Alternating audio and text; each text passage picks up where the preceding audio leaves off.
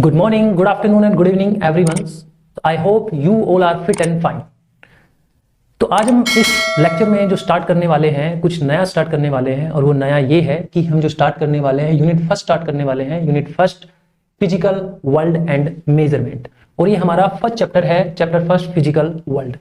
तो आइए इस चैप्टर में जो हम खास पढ़ेंगे वो खास यही पढ़ेंगे कि एक्चुअल में साइंस क्या होती है, साइंस की ब्रांचेस क्या है, कौन कौन सी साइंस की ब्रांच होती है, फिजिक्स किस ब्रांच में आती है, फिजिक्स क्या होती है, यानी बहुत ज्यादा बेसिक पढ़ेंगे इसमें। एक तरह से हम फिजिक्स का इंट्रोडक्शन देंगे। अगर इस लेक्चर का आपको हैंड राइटिंग पीडीएफ नोट्स चाहिए तो आप डिस्क्रिप्शन में जा सकते हैं और वहां से डाउनलोड इजीली से कर सकते हैं। तो वहां पे आपको हैंड राइटिंग नोट्स भी मिल जाएंगे। और हर आज के बाद आप जितनी भी हमारे इस YouTube चैनल पर जो भी वीडियो देखेंगे उसके डिस्क्रिप्शन में आपको पीडीएफ हैंड राइटिंग नोट्स वाले नोट्स जरूरी मिलेंगे, तो आप वहां से डाउनलोड कर सकते हैं।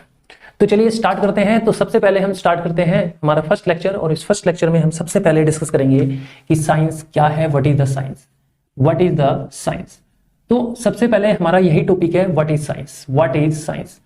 तो my dear all friends students कि व्हाट इज द साइंस, क्या है साइंस। तो सबसे पहले आप देखिए साइंस क्या है। देखिए साइंस को हम अगर जनरली डिफाइन करें तो हम कह सकते हैं the knowledge gain by human beings through experiment and observations A systematical manner. This is a very easy definition for science कि साइंस क्या है। साइंस क्या है? The knowledge gained by human beings through experiment and observation A systematical with systematical manner, यानी human being के द्वारा knowledge gain करना, human being के द्वारा नॉलेज गेन करना किसी एक्सपेरिमेंट और ऑब्जर्वेशन के थ्रू एक सिस्टमैटिकली मैनर से। एक्चुअल में यही क्या कहलाता है मेरे बच्चों, साइंस कहलाता है। This is a very important for you, what is the science. तो हम कह सकते हैं सिंपली द नॉलेज, हम कह सकते हैं the knowledge gain by human being, gain by humans through experiments and observation, and हम कह सकते हैं and observation.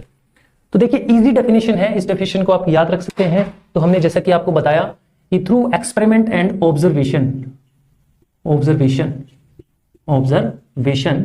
With systematical manner, systematically manner as known as science. Actual में यही साइंस कहलाती है प्यारे बच्चों, यही साइंस कहलाती है। तो देखिए आप इजीली से देख सकते हो कि आपसे पूछा गया कि साइंस क्या होती है। द नॉलेज गेन बाय, आप देखिए इसको ध्यान से समझने की कोशिश करिएगा। यहां पे लिखा है the knowledge gain by human through experiment and observation with systematical manner as known as science. यानी आप कहीं से भी, एक ह्यूमन बीइंग कहीं से भी नॉलेज गेन कर सकता है, कोई एक्सपेरिमेंट या ऑब्जर्वेशन, जैसे हम देख के सीखते हैं, राइट। हमारे नेचर में क्या हो रहा है, कैसे हो रहा है, क्यों हो रहा है, अगर हम उसको देख रहे हैं, ऑब्जर्व कर रहे हैं, उस पर कुछ एक्सपेरिमेंट कर रहे हैं तो नॉलेज गेन कर रहे हैं। एक्चुअल में यही साइंस कहलाता है। एवरीवेयर साइंस हर जगह होती है। आप देख पा रहे हो जैसे rainbow, formation of rainbow in the sky. तो स्काई के अंदर जो रेनबो का फॉर्मेशन होता है आप उसको ऑब्जर्व करते हो। हमने उसको ऑब्जर्व किया और आर्टिफिशियल रेनबो बना के देखा तो हमें पता लगा, हमने उस पर एक्सपेरिमेंट ऑब्जर्वेशन से पता लगा कि उसमें 7 कलर होते हैं। और रेनबो बनने की क्या कंडीशन होती है, इसका कारण क्या होता है, ये सब हमने नॉलेज गेन किया, ह्यूमन बीइंग ने नॉलेज गेन किया। एक्चुअल में यही क्या कहलाता है, साइंस कहलाता है प्यारे बच्चों। This is of science. अब हम नेक्स्ट जो करेंगे प्यारे बच्चों वो बड़ी ही इंपॉर्टेंट चीज है, वो है आप ध्यान से समझना कि साइंस वर्ड जो है ये कहां से ओरिजिनेट हुआ। तो हम कह सकते हैं द वर्ड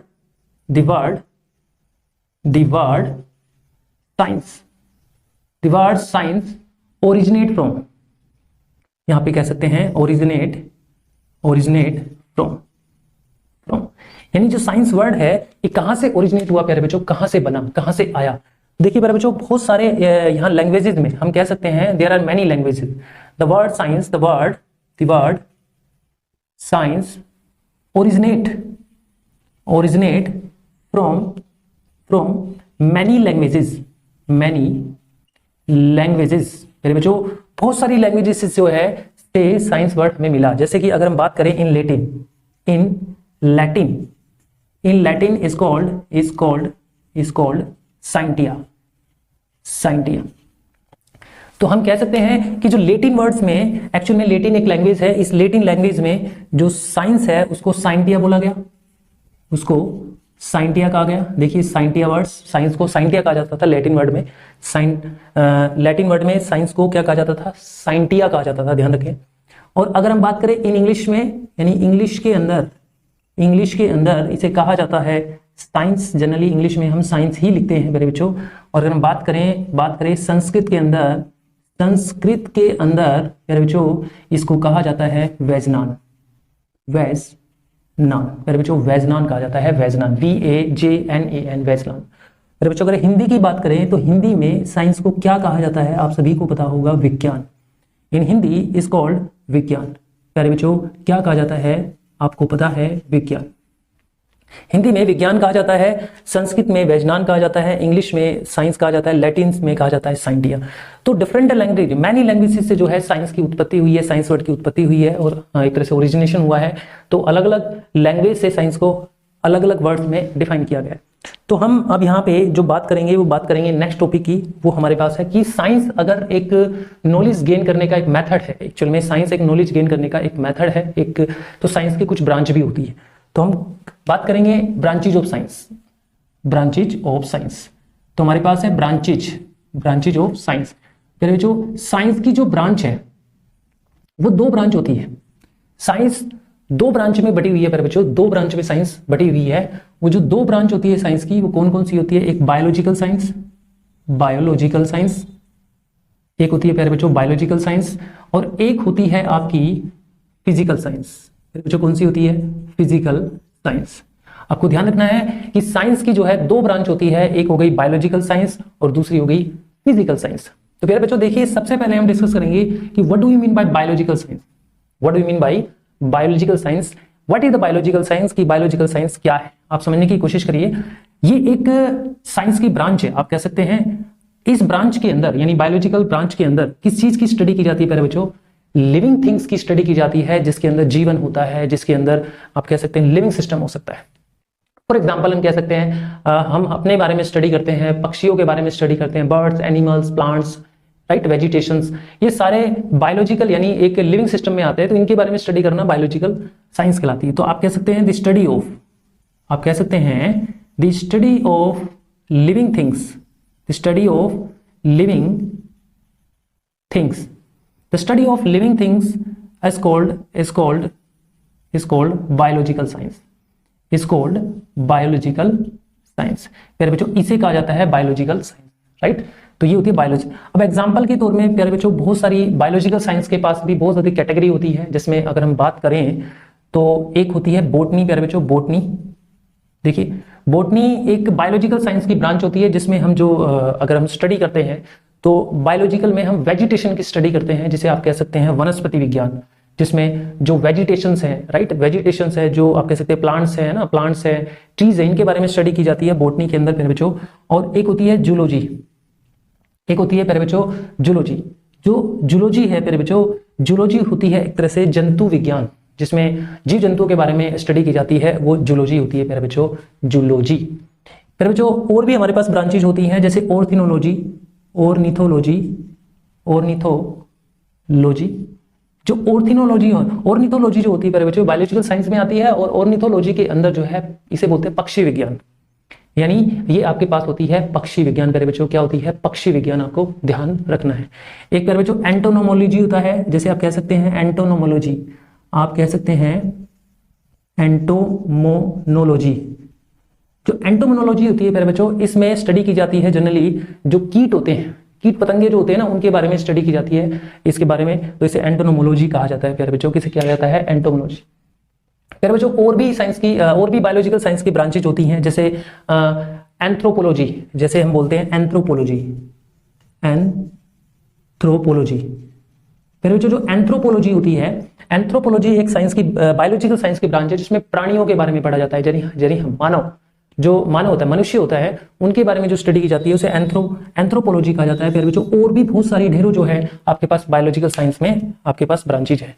तो सॉरी, आई होप कि आप समझ पाए कि बायोलॉजिकल साइंस किसे कहते हैं। What is the biological science? The study of living things is called a biological science. So many type of category या मैनी टाइप ऑफ सब branches of biological science such as botany, zoology, ornithology, entomology, anthropology. This is the These all are the branches of biological science.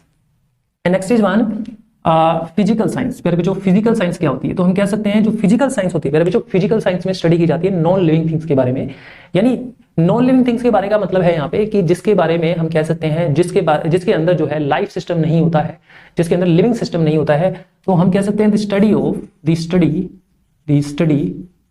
Of non living things, non living things is called physical science. प्यारे बच्चों इसे physical science कहा जाता है, physical science, right. This is the physical science. तो I hope कि आपको ये समझ में आया होगा कि फिजिकल साइंस किसे कहा जाता है। मैंने कहा the study of non living things is called a physical science, right. The study of non living things is called a physical science. यानी हम एग्जांपल के तौर पे अगर कहें physics is the branch of physical science, physics, right. Chemistry आप ले सकते हो, आप केमिस्ट्री का नाम भी इसी में ले सकते हो। आप एस्ट्रोलॉजी का नाम भी इसी में ले सकते हो, एस्ट्रोलॉजी। आप ओशियोनोलॉजी जो होता है प्यारे बच्चों, ओशियोनोलॉजी होता है प्यारे बच्चों, ये भी आपका इसी में आता है, आपका फिजिकल साइंस में आ सकता है। और भी ब्रांचेज हमारी उससे थी, स्पेस साइंस हो गई आपकी। तो देखिए the study of non living things is called a physical science. And physics, chemistry, astrology and oceanology. प्यारे बच्चों देखो फिजिक्स के अंदर आप फोर्स पढ़ते हैं, मोशन पढ़ते हैं, एक्सेलेरेशन पढ़ते हैं, एज वेल एज आप लीनियर मोमेंटम पढ़ते हो, हीट के बारे में पढ़ते हो। ये सारी की सारी चीजें जो है नॉन लिविंग थिंग्स में आती है, इसलिए फिजिक्स जो है वो फिजिकल साइंस की ब्रांच है।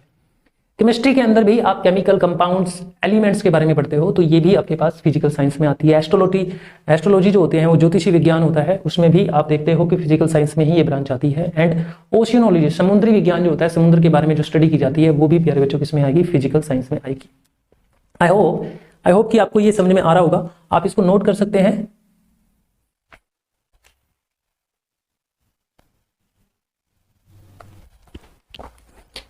देखिए अब हम जो नेक्स्ट टॉपिक ले रहे हैं वो सम स्टेटमेंट ऑफ साइंटिस्ट, या कह सकते हैं some statement of scientist about science. तो सम कुछ स्टेटमेंट थी आपकी, some statement of scientist about science. मेरे बच्चों आप ध्यान से समझिएगा, ये अंडरस्टैंडिंग वाला टॉपिक है। देखिए यहाँ पे हमारे लिए क्वेश्चन से उठता है कि व्हाट इज द, जैसे पीछे हम पढ़ के भी आए हैं कि साइंस क्या होती है, लेकिन कुछ साइंटिस्ट ने अपनी स्टेटमेंट में साइंस को डिफाइन करने की कोशिश की। उसमें सबसे पहला नाम जो आता है वो है प्यारे बच्चों अल्बर्ट आइंस्टीन। तो अल्बर्ट आइंस्टीन क्या कहा था? अल्बर्ट आइंस्टीन ने कहा था कुछ नया, जो आप सुनेंगे तो आपको बहुत अच्छा लगेगा कि अल्बर्ट आइंस्टीन एक माइंडेड, बोलते ना माइंडेड खोपड़ी, वो थे। उन्होंने अपनी स्टेटमेंट में ये बताने की कोशिश की कि साइंस क्या है। उन्होंने बताया कि science is a creation of human mind. यानी जो साइंस है वो किसका क्रिएशन है? ह्यूमन माइंड का, with freely invented ideas and concept. ठीक है, तो अल्बर्ट आइंस्टाइन ने बताया कि साइंस क्या है? Science is a creation of human mind. Science किसका क्रिएशन है? ह्यूमन माइंड का क्रिएशन है। यानी जो साइंस को उत्पन्न किया वो ह्यूमन माइंड ने ही किया है, जिसकी वजह से फ्रीली इन्वेंटेड जो भी खोज होती है वो फ्रीली यानी स्वतंत्र रूप से जो ह्यूमन माइंड है वो सोचता है और अपने आइडिया और कॉन्सेप्ट जो है इन्वेंटेड कर लेता है। एक्चुअल में यही क्या कहलाता है प्यारे बच्चों? साइंस कहलाता है। ये अल्बर्ट आइंस्टीन ने बताया था। एक साइंटिस्ट जो आए थे जिसका नाम था हिंसेनबर्ग। एक साइंटिस्ट थे हिंसेनबर्ग ने साइंस के बारे में एक स्टेटमेंट दी थी। This is a very very important statement. Heisenberg ने कहा था कि science and art are not very different. Science और आर्ट जो है ज्यादा डिफरेंट नहीं है। Science and art not very different, both are real part of the reality. तो हमारे हिंसेनबर्ग ने जो बताया था, उन्होंने कहा था कि साइंस और आर्ट जो होती है ना वो ज्यादा डिफरेंट नहीं होती है, कि दोनों जो है real part of the reality, यानी वास्तविकता की एक ट्रूथ होती है, वास्तविकता की एक वास्तव में एक हम कह सकते हैं सच्चाई होती है। तो हिंसेनबर्ग ने कहा कि देखिए आर्ट और साइंस एक्चुअल में जस्ट नॉट ए डिफरेंट, यानी एक तरह से वेरी मतलब बहुत ज्यादा डिफरेंट नहीं है। जैसे कि आप देखो जब हमारी स्काई के अंदर रेनबो का फॉर्मेशन होता है तो आप देखो हमें कितना अच्छा लगता है ना, a beautiful arc seen in the sky, right. तो बहुत अच्छा लगता है हमें वहां पे। तो दिस इज द आर्ट, ये एक सच्चाई है कि हमें बहुत अच्छा लग रहा है, दिस इज द आर्ट। लेकिन इस आर्ट के पीछे नेचुरली जो ये 7 कलर का एक आर्क बनता है, इसे रेनबो कहते हैं। This is the this is the art of our nature. लेकिन इस आर्ट के पीछे साइंस क्या है, जब हम इसको ढूंढने के लिए जाते हैं, हम रिसर्च इन्वेंशन करते हैं, तो हमें पता लगता है कि इसके पीछे ये कारण रहा है। तो एक्चुअल में जहां आर्ट है वहां साइंस है, जहां साइंस है वहां कहीं ना कहीं आर्ट है। तो ये हमारी रियलिटी है, this is real part of reality, यानी वास्तविकता की एक रियलिटी यही है कि जहां साइंस है वहां आर्ट होगी। तो इसका मतलब ये ज्यादा डिफरेंट नहीं है, ये हमारे हिंसबर्ग ने कहा था। एक साइंटिस्ट आए थे जिसका नाम था, उन साइंटिस्ट के द्वारा क्या दिया गया था, बाई ब्रूस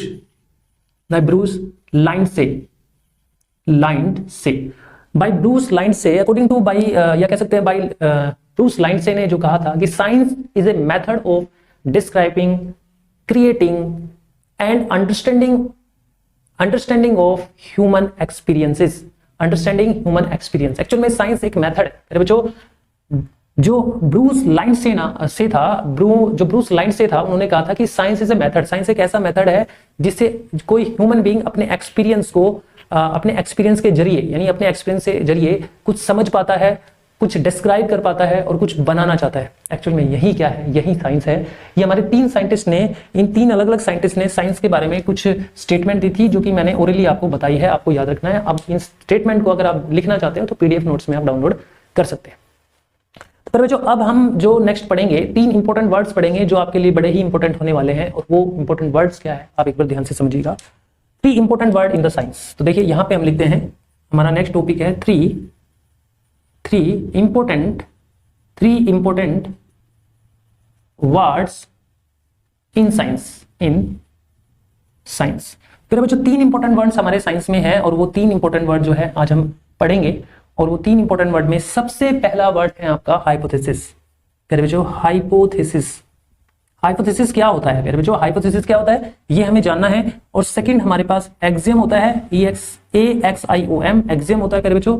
और थर्ड होता है प्यारे बच्चों मॉडल, आपके पास आता है थर्ड मॉडल। तो प्यारे बच्चों ध्यान से समझिए कि हाइपोथेसिस क्या होता है। It is a very very important word in A science. Hypothesis होता है, देखिए एक किसी चीज को सपोज कर लेना बिना किसी ट्रूथ के, यानी बिना किसी सच्चाई के जब किसी चीज को सपोज कर लिया जाता है, उसको ट्रू मान लिया जाता है। एक्चुअल में यही क्या कहलाता है आपका प्यारे बच्चों, यही आपका हाइपोथेसिस कहलाता है। तो हाइपोथेसिस एक्चुअल में हमारे पास क्या हुआ, इट इज ए सपोजेबल, हम कह सकते हैं हाइपोथेसिस क्या हुआ, it is a supposable, it is a supposable without assuming it is true। मेरे बच्चों मैंने क्या लिखा, देखिए ध्यान से समझने की कोशिश करिए। हाइपोथेसिस का मतलब होता है इट इज ए सपोजेबल, यानी किसी चीज को सपोज करने लायक हो, यानी कोई चीज सपोज कर ली हमने, राइट, सपोज कर ली, लेकिन बिना किसी सच्चाई के, बिना किसी ट्रूथ के उसको अगर मान लिया तो ये हाइपोथेसिस वर्ड में जाएगा, यानी हाइपोथेसिस कहलाएगा। ठीक है, जैसा प्रेडिक्ट, यानी किसी चीज को हमने प्रेडिक्ट किया है, मान के प्रेडिक्ट किया है, लेकिन वो चीज बिना किसी ट्रूथ के हमने ऐसा किया है, इसे हाइपोथेसिस कहा जाता है। मेरे बच्चों अब आता है एक्सियम। एक्सियम क्या होता है मेरे बच्चों, एक्सियम क्या होता है, it is a self evident truth. हम कह सकते हैं इट इज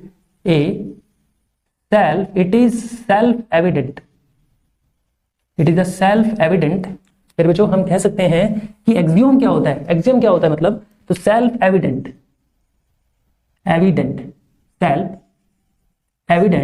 ट्रूथ।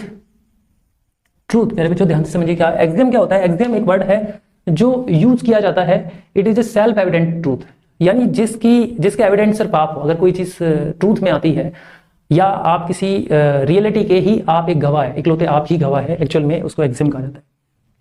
तो it is a self evident truth, यानी अपने ही द्वारा किसी चीज को सच मान लेना और उसका एविडेंस क्या है, आप खुद हैं, तो उसे एक्सियम कहा जाता है, यानी it is A self evident truth कहा जाता है। मेरे बच्चों जब ये यूज होगा हमारी फिजिक्स में, हमारी साइंस में, तब हम इसको अच्छे से क्लियर कर पाएंगे।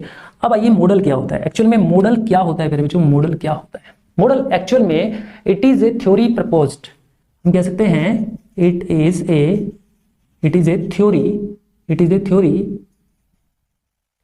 Proposed to explain,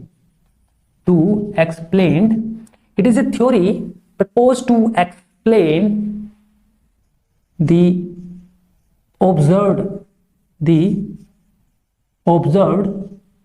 observed phenomena। मेरे बच्चों बड़ा ही सिंपल है। देखिए हमने बहुत सारे मॉडल साइंस के बनाए होंगे, और साइंस का मॉडल इसलिए बनाए जाते हैं ताकि किसी थ्योरी को आप एक्सप्लेन करें, यानी किसी थ्योरी को एक अच्छी तरह से अंडरस्टैंडिंग करने के लिए, उसको एक्सप्लेन करने के लिए हम मॉडल बनाते हैं साइंस के। तो मॉडल एक्चुअल में क्या होता है, it is a theory propose to explain the observed phenomena, यानी जो फिनोमेना आपने अच्छे से ऑब्जर्व किया उसको एक्सप्लेन करने के लिए हम एक थ्योरी बनाते हैं, उस थ्योरी के बेस पे हम एक मॉडल बनाते हैं जिसको दिखा के हम समझाने की कोशिश करते हैं प्यारे बच्चों। यही एक्चुअल में आपके पास मॉडल कहलाता है प्यारे बच्चों। क्या कहलाता है? मॉडल कहलाता है। अब हम जो नेक्स्ट करेंगे, हमारे पास प्यारे बच्चों जो नेक्स्ट टॉपिक होगा वो क्या होगा, हम ओरली भी बता सकते हैं इसको, लेकिन हम थोड़ा सा ध्यान से देखेंगे। Physics is the part of mathematics. हम एक स्टेटमेंट लिखते हैं यहाँ पे, आप इसको समझने की कोशिश करना। यहाँ पे हमने लिखा physics is the part of mathematics. Mathematics प्यारे बच्चों समझिए, इसने कहा physics is the part of mathematics. Physics जो है मैथमेटिक्स का पार्ट है, राइट? फिजिक्स क्या है? Physics is the part of mathematics. इसका मतलब है we can say that physics is the language of mathematics. Note, this is not true. हम ये कह सकते हैं कि mathematics is the language of physics. जो मैथमेटिक्स है वो लैंग्वेज ऑफ फिजिक्स है, right? This is called a very true things. क्या बोला हमने कहा कि we can say that mathematics is a language of physics. मेरे बच्चों, it is a very very important sentence for you. We can say that mathematics is the language of physics. Actual में ये कहने की कोशिश कर रहा है कि फिजिक्स जो है, फिजिक्स एक तरह से मैथमेटिक्स का पार्ट है, right? We can say that mathematics is a language of physics. Actual में मैथमेटिक्स जो है फिजिक्स की एक लैंग्वेज है। मैथमेटिक्स जो है फिजिक्स की लैंग्वेज, यानी फिजिक्स लैंग्वेज को समझने के लिए, फिजिक्स की लैंग्वेज या फिजिक्स को समझने के लिए प्यारे बच्चों मैथमेटिक्स का सहारा लेना बहुत जरूरी है। Without knowledge of mathematics you can not understanding the physics law या फिजिक्स कॉन्सेप्ट। देखिए ध्यान रखना प्यारे बच्चों कि physics is the part of the mathematics का मतलब यहाँ पे यही है कि mathematics the language of physics, यानी मैथमेटिक्स एक ऐसी लैंग्वेज है फिजिक्स की जिसकी वजह से आप फिजिक्स समझ पाते हो, अंडरस्टैंडिंग कर पाते हो। Without understanding of mathematics you can not understanding the physics concept या फिजिक्स रूल एंड रेगुलेशंस। तो आपको, आई होप कि ये बात आपको समझ में आई होगी। अब हम जो बात करते हैं मेरे बच्चों वो है domain of physics. Domains of physics मेरे बच्चों, अब डोमेन्स ऑफ फिजिक्स की बात कर रहे हैं। देख, डोमेन का मतलब यहां पे होता है एक तरह से फील्ड। डोमेन का मतलब यहां पे फील्ड है, एक क्षेत्र होता है, स्पेस। यानी फिजिक्स किस एरिया पे काम करती है, हम ये कह सकते हैं फिजिक्स किस एरिया पे काम करती है, यानी फिजिक्स कौन कौन से एरिया पे काम करती है और कहां एक तरह से कह सकते हैं कहां फिजिक्स की स्टडी की जा सकती है। तो देखिए मेरे बच्चों, फिजिक्स की जो स्टडी है वो दो तरीकों से की जाती है, दो डोमेन्स में की जाती है, फील्ड के क्षेत्र के अंदर की जाती है। एक तो प्यारे बच्चों द स्टडी ऑफ, हम कह सकते हैं the study of finite size, यानी finite size of things.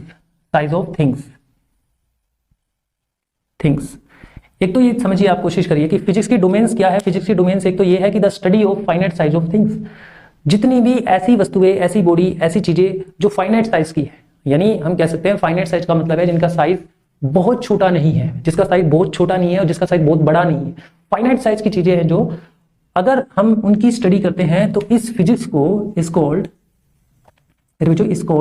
Classical physics. इसे क्लासिकल फिजिक्स कहा जाता है। ये फिजिक्स की एक ब्रांच आ गई, क्लासिकल फिजिक्स। और पहले बच्चों ध्यान भी रखना है, जो हमारी क्लासिकल फिजिक्स थी, ये जो क्लासिकल फिजिक्स थी, इसका डेवलपमेंट है वो कब हुआ? डेवलपमेंट तो कह सकते हैं it was developed up two year 1900। ध्यान रखिए प्यारे बच्चों, हमारी जो क्लासिकल फिजिक्स है उसमें किस चीज की स्टडी करते हैं? फाइनाइट साइज के वस्तुओं की, थिंग्स की हम स्टडी करते हैं। और इसका डेवलपमेंट जो हुआ था वो अप टू, यानी 1900 तक, ईयर जो हमारा 1900 तक इसकी जो है एक्चुअल में जो है स्टडी कर चुके थे, मतलब ये क्लास डेवलप हो चुकी थी। इसके बाद प्यारे बच्चों अब ध्यान से देखिए, the study of very small size of things such as atoms, nuclei, particles, etc. इसे कहा जाता था इज कॉल्ड मॉडर्न फिजिक्स। प्यारे बच्चों, मॉडर्न फिजिक्स। Modern physics. प्यारे बच्चों मॉडर्न फिजिक्स कहा जाता है इसको, मॉडर्न फिजिक्स। तो प्यारे बच्चों आप ध्यान से आप समझ पा रहे होंगे कि the study of very small size of things such as atoms, nuclei, particles etcetera is called a modern physics. यानी इसमें स्टडी की जाती है न्यूक्लियस की, very very small things, atom के बारे में स्टडी की जाती है, पार्टिकल्स के बारे में स्टडी की जाती है। तो ये फिजिक्स की दूसरी डोमेन है जिसे हम मॉडर्न फिजिक्स कहते हैं। फिजिक्स की पहली डोमेन थी आपकी क्लासिकल फिजिक्स। हम कह सकते हैं मॉडर्न फिजिक्स का जो डेवलपमेंट हुआ था, it was developed after year 1900 यानी 1900 ईयर के बाद, यानी हम कह सकते हैं 1900 ईयर्स के बाद जो है, यानी सन 1900 के बाद में जो है इस मॉडर्न फिजिक्स का जो है डेवलपमेंट हुआ था। तो हमारी फिजिक्स जो है दो जगहों पे यानी फील्ड पर स्टडी करती है। इसके दो डोमेन्स है, एक क्लासिकल फिजिक्स और दूसरी होती है आपके पास मॉडर्न फिजिक्स। देखिए प्यारे बच्चों जो ये डोमेन है, डोमेन का मतलब यहाँ पे फील्ड होता है किस क्षेत्र पर फिजिक्स काम करती है। तो आई होप आपको सब, अब हमारे पास जो टॉपिक है वो फिजिक्स है, ठीक है। अब हम जो पढ़ने वाले हैं वो फिजिक्स पढ़ने वाले हैं कि फिजिक्स क्या है, क्योंकि अभी हम जो इंट्रोडक्शन दे रहे थे कि साइंस क्या है, साइंस की ब्रांच क्या है, एक्चुअल में हम फिजिक्स पढ़ रहे हैं तो हमारा मेन मकसद जो है वो फिजिक्स को क्लैरिफाई करना होता है कि फिजिक्स क्या है। अब हम स्टडी कर रहे हैं कि फिजिक्स क्या है, what do mean by the physics. तो एक्चुअल में अगर हम देखें तो फिजिक्स है क्या? फिजिक्स एक फिजिकल साइंस की ब्रांच है जिसमें स्टडी की जाती है नेचर के बारे में और नेचुरल फिनोमेना के बारे में। जो हमारे नेचर में घटने वाले जितने भी इवेंट्स हैं, फिनोमेना है, घटनाएं हैं, उनको हम स्टडी करते हैं एक्चुअल में फिजिक्स में। तो हम कह सकते हैं फिजिक्स क्या हुआ? The study of nature and natural phenomena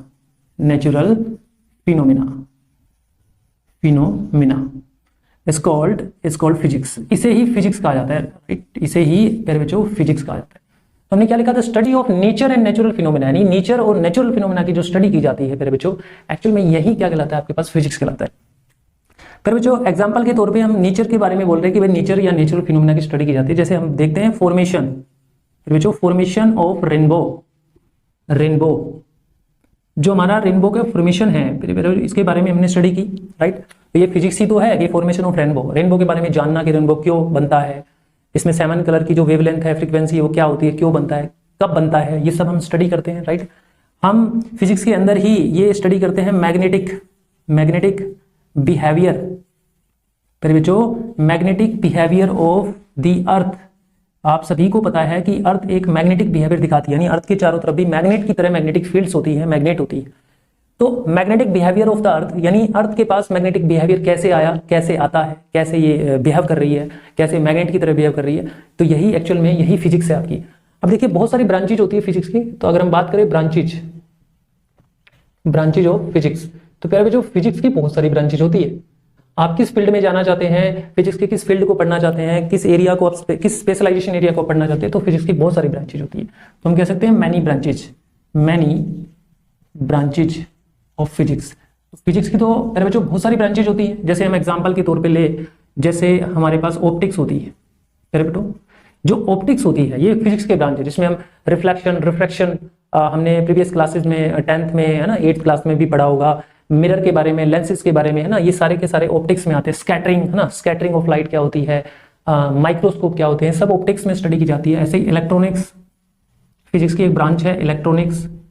फिर बच्चों इसके बाद एक फिजिक्स की ब्रांच आती है थर्मोडाइनमिक्स।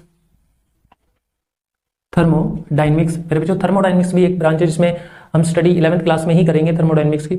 इसके अलावा फिर बच्चों हमने पीछे भी जिक्र किया था क्लासिकल फिजिक्स हो गई प्यारे बच्चों आपके पास। एक प्यारे बच्चों हो गई सॉलिड स्टेट फिजिक्स, ये एक हो गई सॉलिड स्टेट फिजिक्स। एक प्यारे बच्चों क्वांटम फिजिक्स,